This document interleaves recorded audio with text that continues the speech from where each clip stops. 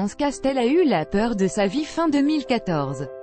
Alors qu'elle était accouchée de son deuxième enfant marin, né en octobre 2014, la candidate de Koh Lanta All Star, TF1, a découvert qu'elle avait une tumeur comme elle l'avait confié à Pure People. Un sujet qu'elle a également évoqué avec nos confrères de gala. Alors qu'elle s'apprêtait à accoucher, les médecins ont découvert que celle qui est aussi maman d'un petit Louis, né en décembre 2010, avait une sœur au niveau du bassin. Ils ont donc pris la décision de lui faire une césarienne en urgence et de lui faire passer des radios dans la foulée.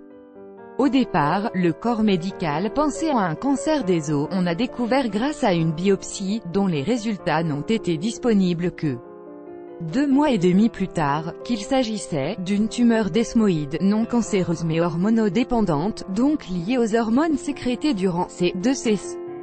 Nous étions soulagés, mais les médecins nous ont alertés, elle est mal connue et à surveiller de près. Il existe un traitement lourd, mais je n'ai pas souhaité m'y astreindre car je n'ai jamais ressenti de douleur.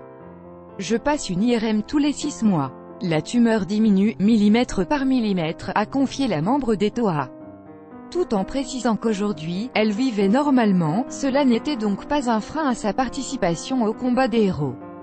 Cela l'empêche en tout cas d'avoir un 3e enfant. La seule conséquence, c'est que les médecins nous ont conseillé de ne pas avoir de 3e enfant, parce que la tumeur sort à nouveau et crée des dysfonctionnements mécaniques dans mon organisme.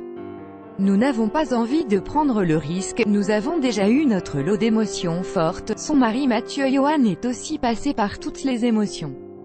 Après que la sœur a été trouvée, l'ancien participant de la Star Academy a fait ce qu'il faut absolument éviter, des recherches sur Internet.